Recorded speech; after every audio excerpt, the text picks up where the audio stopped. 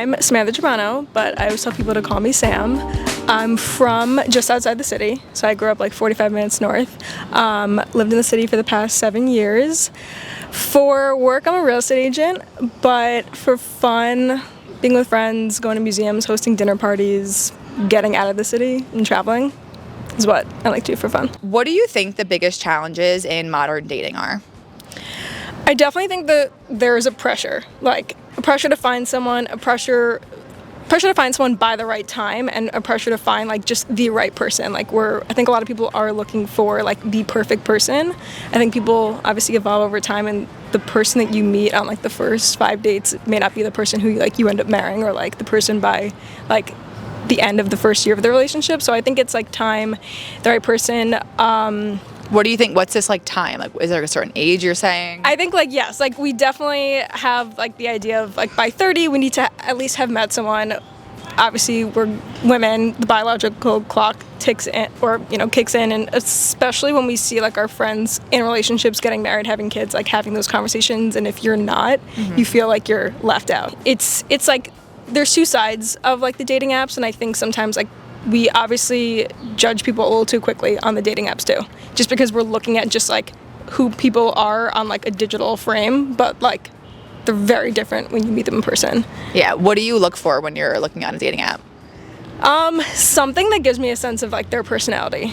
Like obviously there's like the physical like component to it, but like have they sprinkled in something that gives me like an inkling of like what I can expect when I'm sitting across the table from them. How can you tell if someone is genuinely interested in you or if they're just playing games?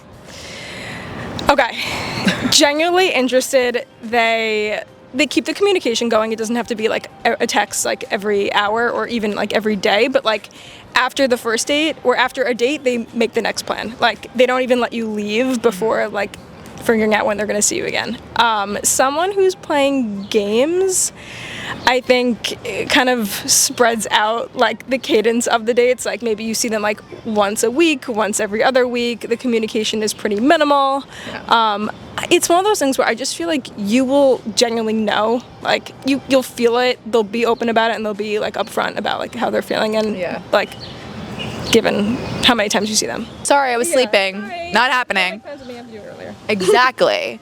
What are some red flags to watch out for when dating someone new? Someone who the majority of the date talks about themselves. Hate. Like someone who genuinely wants to get to know you, is going to ask you questions and is going to like be curious about who you are. Like I don't like, that's personally a red flag for me. Like someone who just talks about themselves, someone who like is rude to waitstaff.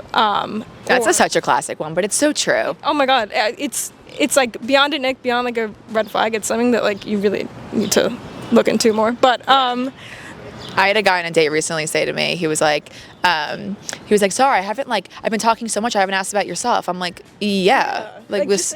It's like the lack of like self-awareness. So that's definitely a red flag. And then I think like another red flag, someone who just like, like the term like quiet confidence, someone who has the opposite of that, like loud confidence, like needs to be the loudest person in the room, is just like, that's a little bit of a red flag for me. Have you ever experienced a reconnection with someone from your past? If so, what did you learn from that experience?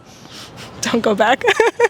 Preach. That's it. Have had instances where like, whether I was hooking up with someone or dating someone, then like I went back and I was like, Sam, you were right the first time. Like, trust your gut. But that's not to say that like people don't change, and like maybe a second time around is the right thing. I just think that like in my personal instances, like it wasn't the right person, but you can't read the same book and expect the ending to be different. Exactly. Yeah. Tell us about a time when you had to confront your own insecurities or fears when dating. Deep. I like this. Okay. I think there's a point in your dating experience when you maybe face rejection and you're like, shit, is it me?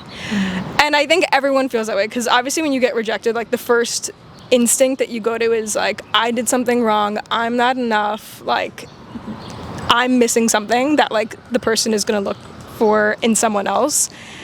But I think it's important to remember that like truly sometimes it's just a matter of like two people finding two of the right people finding each other at the right time, and sometimes it generally has nothing to do with you. Like, I always say, like, you could be, or someone said that, like, you can be, like, the ripest peach, like, in the patch, but, like, someone is only looking to date oranges. Yeah. Something like that.